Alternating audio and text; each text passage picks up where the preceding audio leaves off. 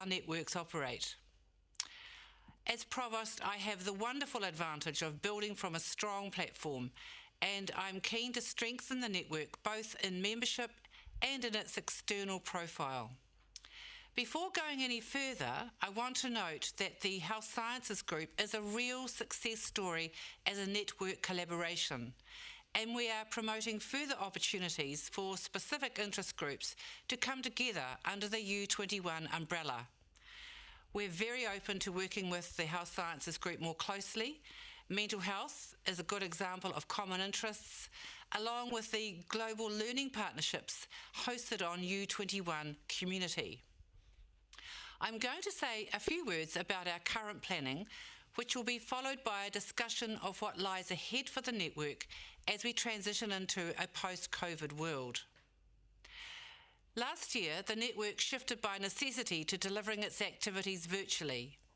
We knew it was important to provide more virtual mobility opportunities for students, work more collaboratively across the network around COVID-19, and recognise and support staff who had played important roles in the pandemic.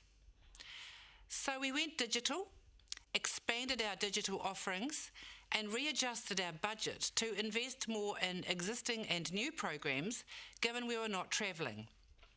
Our executive committee, ExecCo, was very helpful in highlighting what was important for staff and students in very unusual times.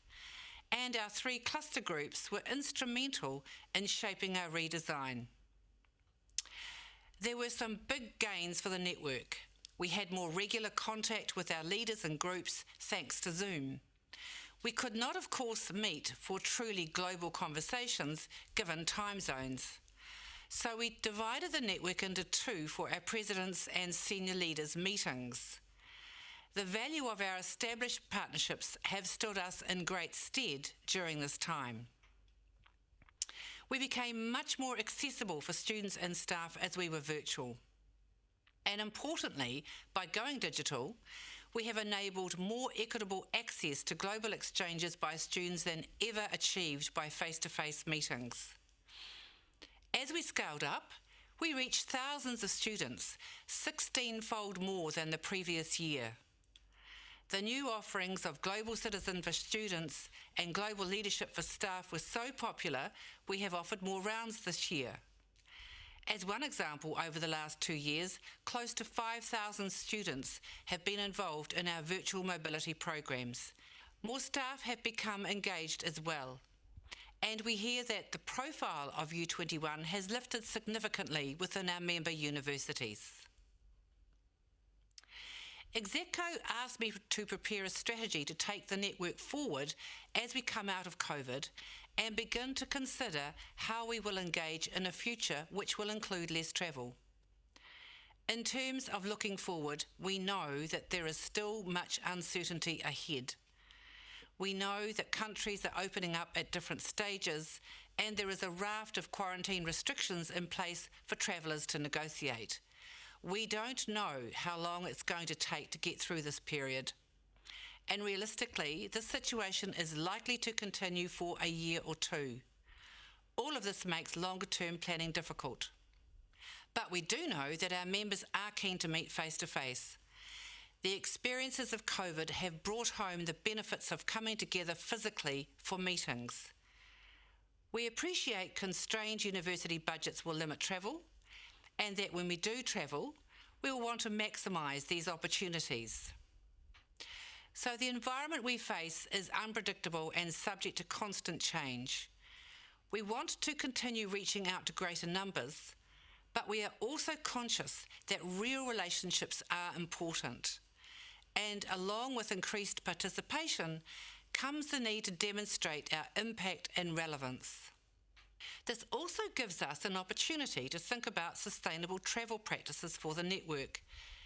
This issue was coming on to our agenda as COVID struck, and it's a topic that we need to return to as we continue in transition and think about travel in the future.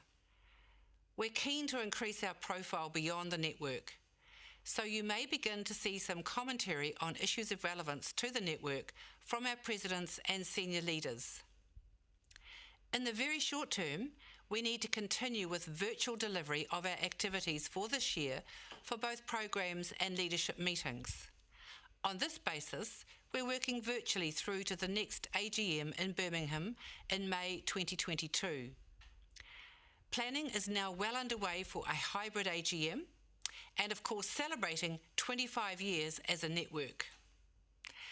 We hope to be taking a longer term strategy for 2022 to 24 to the Birmingham meeting. So wrapping up, what we've learned during the pandemic is that our founding principles as established by the late Alan Gilbert of internationalisation and collaboration remain ever important. If anything, the need for a global higher education network like U21 has only become more critical at this time, especially in the context of closed borders, geopolitical tensions, and anti-global sentiment. This need is only likely to increase post-COVID as the impact and relevance of universities comes under increasing scrutiny by governments, business, and our wider communities. We have a unique opportunity to think about how we engage as a network in a post-COVID world, keeping Sustainable Development Goal 17 on global partnerships at the forefront. This is exciting as we demonstrate how a university network might operate in the future. In the meantime, my best wishes for a very productive meeting, and I look forward to welcoming you to Auckland in 2022.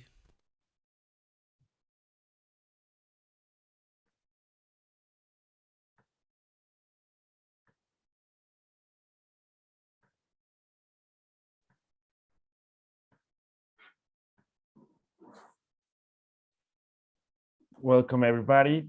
We are going to take a few minutes. Our next presentation will begin at 3:30 o'clock. I will send you to the waiting room and I will let you get in a few minutes again. Thank you so much.